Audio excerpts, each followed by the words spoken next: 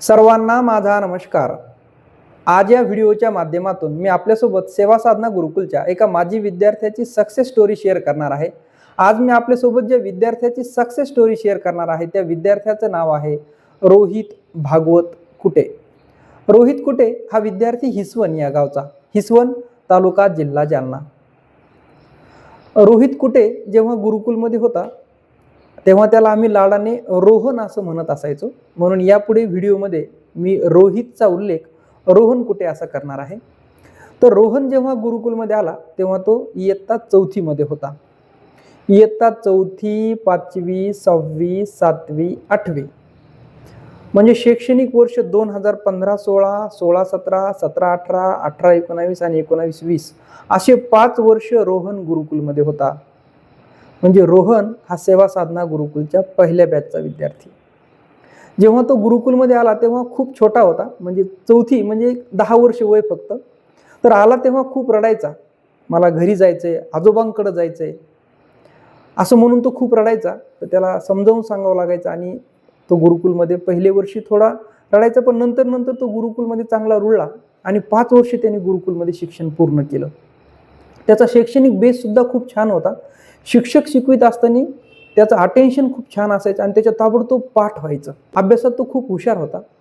गुरुकुलमध्ये जेव्हा त्याचे वडील पालक भेटीला यायचे तेव्हा मी त्याच्या वडिलांना म्हणायचो की आम्ही त्यांना भाऊजी म्हणायचो। मी त्यांना म्हणायचो की भाऊजी तुम्ही प्रॉपर जालन्यामध्ये राहता, तर तुम्ही रोहनला जालन्याला शिक्षणासाठी टाका ना। ते म्हणायचे नाही सर, मला याची पक्की गॅरंटी आहे की सेवा साधना गुरुकुलमध्ये माझ्या रोहनचा बेस पक्का होणार आहे। त्याला प्राथमिक शिक्षण हे सेवा साधना गुरुकुलमध्ये चांगलं मिळणार आहे, गुणवत्तेचं मिळणार आहे, याची मला गॅरंटी आहे। ज्या दिवशी तुम्ही म्हणताल की गुरुकुलमधला वर्ग संपला त्या दिवशीच मी रोहनला गुरुकुलमधून घेऊन जाईल। आणि त्यावेळेस गुरुकुल 8वी पर्यंतच होतं। तर रोहन 8वी पर्यंतच गुरुकुलमध्ये राहिला आणि नंतर तो पुढील शिक्षण घेण्यासाठी जालन्याला गेला।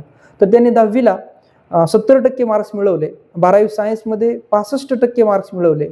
12वी सायन्सच्या नंतर रोहनने MST CET दिली आणि CETमध्ये 83% मिळवलं, 83% आणि या पर्सेंटाईलच्या आधारे रोहनने छत्रपती संभाजीनगर या ठिकाणी BCSला प्रवेश मिळवला।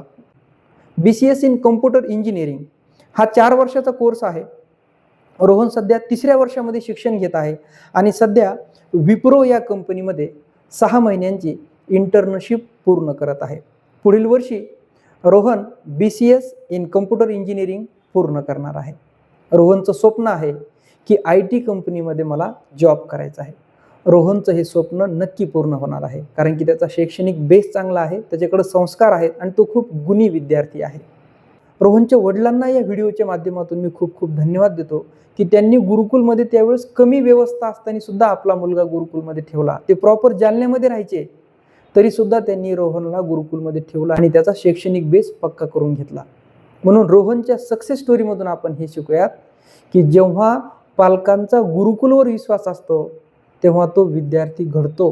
म्हणून पालकांनी प्रथम गुरुकुलवर विश्वास ठेवला पाहिजे आणि आपला मुलगा गुरुकुलमध्ये घडणारच आहे या विश्वासाने जेव्हा पालक गुरुकुलमध्ये कंटिन्यू आपला मुलगा 3, 4, 5 वर्ष ठेवतात तेव्हा असे रिझल्ट्स दिसायला लागतात। मी रोहनला पुढील शिक्षणासाठी सेवा साधना गुरुकुलाकडून खूप खूप शुभेच्छा देतो। रोहनचा या यशाचा सेवा साधना गुरुकुलला सार्थ अभिमान वाटतो। रोहनची ही सक्सेस स्टोरी सर्वांसोबत शेअर करून थांबतो। धन्यवाद।